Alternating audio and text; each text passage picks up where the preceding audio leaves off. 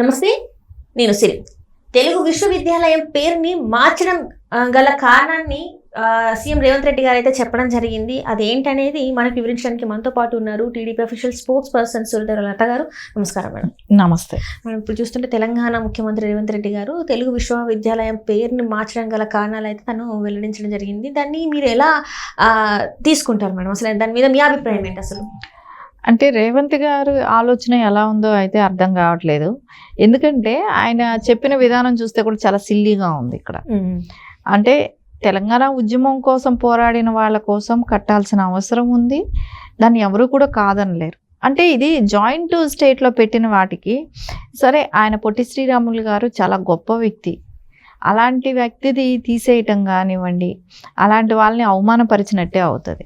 సరే, ఇంకోటి మీకేమైనా లాభం కూరుతుందో దీని మూలాన అని అంటే అది కూడా ఏం పెద్దగా లేదు. ఇప్పుడు కొత్తగా వచ్చే సర్టిఫికేట్స్కి పేరు మార్చుకుంటారు. సో గతంలో ఇచ్చేసిన స్టూడెంట్స్ ఉంటారు, ఆ సర్టిఫికేట్స్ ఏమైనా మార్చడానికి వీలవుతుందా? ఇక్కడ ఒక కన్ఫ్యూజ్ క్రియేట్ చేయటమే కదా.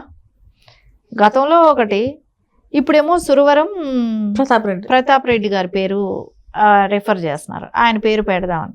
అంటే ఇక్కడ చూస్తుంటే ఆంధ్రాలో వదిలింది రెడ్డిస్ అనే ఇది కొంచెం తగ్గింది, అక్కడ ఆడిపోయింది. గవర్నమెంట్ మారిన తర్వాత ఇక్కడ స్టార్ట్ అయింది, తెలంగాణలో స్టార్ట్ అయినట్టే కనపడుతుంది. ఇక్కడ ఇప్పుడు ఒక రెడ్డి కమ్యూనిటీని తీసుకొచ్చి పెట్టడం కోసం పొట్టి శ్రీరాములు గారిని తీసేసేయటం. సరే, నేను అదే చెప్తున్నా, ఎక్కడ కూడా ఉద్యమంలో పోరాడినా కానివ్వండి అలాంటి వ్యక్తుల్ని మర్చిపోకూడదు. వాళ్ళ కోసం ఎప్పుడూ కూడా ఏదో ఒకటి కట్టినప్పుడు గుర్తు చేసుకోవటానికి ఏదో ఒకటి కడుతూనే ఉంటాం, ఎక్కడ ఒక చోట డెవలప్ అవుతూనే ఉంటుంది. నువ్వు ఏదో ఒకటి కట్టు, ఏదో ఒకటి చెయ్యి, ఏదో ఒకటి చేసిన చోట నువ్వు ఆ పేరు పెట్టాలి, అది చరిత్రలో నిలిచిపోతుంది. సో ఆల్రెడీ కట్టేసిన వాటికి, ఆల్రెడీ ఉన్న వాటికి, బిల్డింగ్స్కి మళ్ళీ పేర్లు మార్చుకుంటా వెళ్తే దాని మూలాన యూజ్ ఏమిటి చెప్పండి? యూజ్ ఏమైనా ఉందా? ఇక్కడ మీరు అనేది ఏంటంటే రెడ్డి సామాజిక వర్గంకి చెందిన వ్యక్తి పేరే పెట్టాలి అని అనుకున్నారంటారా రేవంత్ రెడ్డి గారు, లేకపోతే ఎలా అంటారు? నాకు అట్లా ఇది చూస్తే, పరిస్థితి అంతా చూస్తే అట్లాగే అనిపిస్తుంది ఇక్కడ.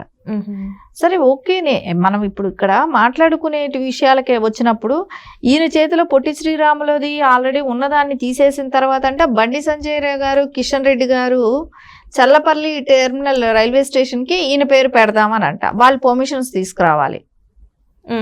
ఎంత విచిత్రంగా ఉంది ఇది. నీ చేతిలో ఉన్నది నువ్వు తీసేస్తున్నావు, వాళ్ళు బీజేపీ వాళ్ళు వెళ్ళి వాళ్ళు పర్మిషన్ తీసుకొని వస్తే అప్పుడు కడతావా, అప్పుడు పెడతారా? ఎలా ఉంది దీని ఆలోచన విధానం? ఎలా ఉంది? దానికి పెట్టొచ్చు కదా, ఇదే పేరు ఉన్న పేరే ఉంచొచ్చుగా, నువ్వు ఇంకోటి పెట్టి పెట్టచ్చు కదా. ఇదేమైనా రికమెండేషన్? మళ్ళీ బండి సంజయ్ అంటే మీరు కాంగ్రెస్కి బీజేపీకి పడదు, వాళ్ళు ఎలాగో ఆ పేరు తెచ్చేది లేదు, నీ హయాంలో పెట్టేది లేదు. కానీ ఎవరిని ఇక్కడ మభ్య పెడుతున్నావు? ప్రజల్ని మభ్య పెట్టడమే ఇక్కడ. ప్రజల్ని మభ్య పెట్టడం వాళ్ళకు ఉన్న, ఇప్పుడు పొట్టి శ్రీరాములు గారిని ఒక గొప్ప ప్రజల కోసం ఆయన ఏదైతే తెలుగు రాష్ట్రాలు కలిసి ఉండాలని ఆయన చేసిన ఉద్యమం, ఆయన తీసిన నిరాహార దీక్ష కానివ్వండి, గతంలో అంటే కేసీఆర్ గారి లాగా కాదు అది ఆయన చేసినది. ఆయన కోసం అది చేయటం కోసం ఆయన ఎన్ని రోజులు భోంచేయకుండా ఉంటాం. సో ఆయన బాడీ కూడా డీకంపోజ్ అయిపోవటం కానివ్వండి, ఆయన దగ్గరికి ఎవరైనా వెళ్ళాలంటే భయపడటం కానివ్వండి, ఇట్లా రకరకాలుగా ఆయన పడ్డ ప్రాబ్లమ్సే కానివ్వండి, చరిత్రలో గుర్తు పెట్టుకునే నాయకుడు. ఈ రోజున రాజీవ్ గాంధీ ఉంది, వేరే వాళ్ళందరివి ఉన్నాయి, అక్కడ ఎందుకు తీసేయలేదు? ఒకటిసారి అదే ఈయన కూడా చేశారు కదా, ఎంజీ రంగా గారి యూనివర్సిటీలో, అదే ఎన్జీ రంగా గారి యూనివర్సిటీని ఉండేది, వ్యవసాయ యూనివర్సిటీది, దాన్ని కూడా కేసీఆర్ గారు తీసేశారు, జయశంకర్ గారు పేరు పెట్టారు. జయశంకర్ గారు కూడా చాలా గొప్ప వ్యక్తి, ఆయన్ని మర్చిపోలేము చరిత్ర. సో అలాంటప్పుడు ఆయనకు వేరేది కట్టండి, వేరేది పెట్టండి. ఆయన వేరే ఎంపీగా చేసిన వ్యక్తి, గత 7-8 సంవత్సరాల వరకు 7-8 టర్మ్స్ 8 టర్మ్స్ 9 టర్మ్స్ ఏమో చేశారు ఆయన. మన ఇండియాలోనే ఎవరు కూడా అన్ని టర్మ్స్ ఎంపీగా చేసిన వాళ్ళు లేరు, మన ఇండియాలోనే లేరు. అలాంటి వ్యక్తికి గౌరవంగా ఉన్న దాన్ని ఆయన పేరు తీసేసి కేసీఆర్ గారు చేశారు, ఇప్పుడు రేవంత్ రెడ్డి గారు చేశారు. సో ఇక్కడ ఒక్కటే, ఇప్పుడు జాయింట్ స్టేట్లో ఉన్నప్పుడు, ఇప్పుడు ఒక ఎంపీ అన్నప్పుడు ఇండియా మొత్తానికి సంబంధించిన వ్యక్తేగా, ఆయన ఆంధ్రప్రదేశ్కి పెట్టడం కాదు కదా. సో ఆయన ఒక తెలుగు వ్యక్తి, ఆంధ్రప్రదేశ్ అయిన వ్యక్తి, ఆయన పుట్టి పెరిగాడు అక్కడ. సో అందుకని ఆ పేరు ఆయన తీసేశాడు.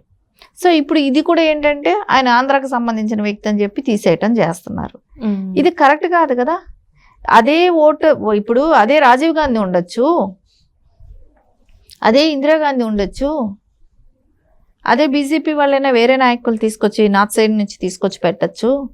అరే ఇక్కడ దీనికోసం పాటుపడిన వ్యక్తులు ఉండకూడదా?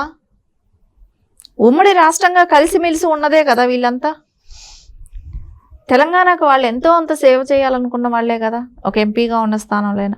అలాంటి వ్యక్తులు ఉండకూడదా? ఇది ఎక్కడ న్యాయం? ఎందుకోసం ఇలాంటివి చేస్తున్నారు? అంటే మనలో మనకు ద్వేషాలు వస్తుంటే దాన్ని ఇంకా మీరు ప్రోత్సహిస్తున్నట్టే కనపడుతుంది. ఏ పార్టీ వచ్చినా వాళ్ళు పబ్బం గడుపుకోవటం కోసం ద్వేషాలను రెచ్చగొట్టినట్టే కనపడుతుంది. ఈరోజు రేవంత్ రెడ్డి గారు చేసింది ఏమి చిన్న పని కాదు. ఆయన పొట్టి శ్రీరాములు గారి పేరు తీసేయటం అనేది అవమానించినట్టే కనపడుతుంది.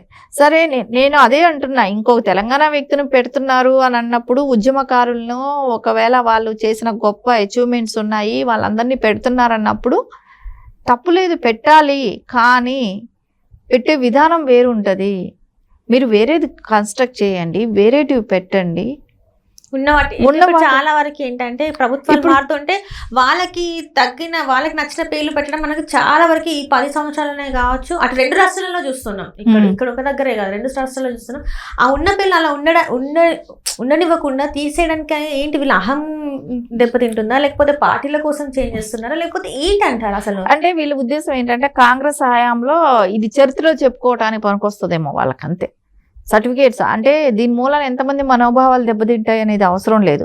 అది కూడా విచిత్రం. ఇంకోటి అనిపిస్తుంది కదా, మనం బీజేపీ వాళ్ళంటే పర్మిషన్ తీసుకొచ్చి సెంట్రల్ నుంచి పర్మిషన్ తీసుకొచ్చి ఆ రైల్వే స్టేషన్ మీరు పేరు పెట్టుకోండి. వీళ్ళ చేతిలో ఉన్నది వీళ్ళు తీసేస్తారు కాంగ్రెస్ వాళ్ళు, మళ్ళీ బీజేపీ వాళ్ళు పర్మిషన్ తీసుకొచ్చి కట్టాలంట. ఇది ఎంతవరకు కరెక్ట్? అంటే ఇక్కడ రాజకీయాలు ఏంటి? అసలు ప్రజల కోసం రాజకీయాలు అనేది లేదు.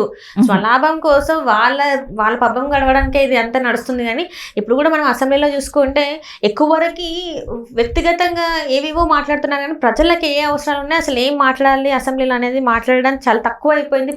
అసెంబ్లీ టైంని వేస్ట్ చేస్తున్నట్టు కూడా అనిపిస్తుంది. ఇది మీకు ఎప్పుడు అనిపించిందా మేడం? అంటే చాలా వరకు ప్రజలు అదే మాట్లాడుకుంటున్నారు, అసెంబ్లీలో మా గురించి మాట్లాడకుండా వాళ్ళ వ్యక్తిగత వ్యవహారాలు మాట్లాడుతున్నారు. నేను అది కరెక్ట్.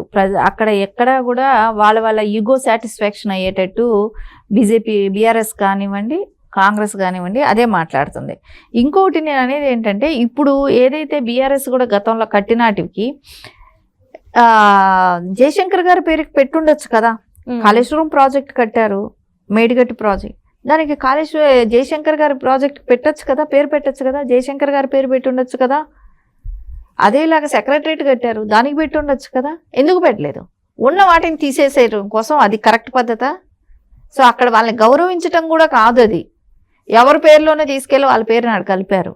గతంలో అయితే వేరే వాళ్ళ పేరు ఉంటుంది, సో భవిష్యత్తుకు వచ్చేటప్పటికి ఇంక వేరే వాళ్ళ పేరు, అంతే కదా అక్కడ కనపడుతుంది. వాళ్ళకైనా గౌరవం ఇచ్చారా?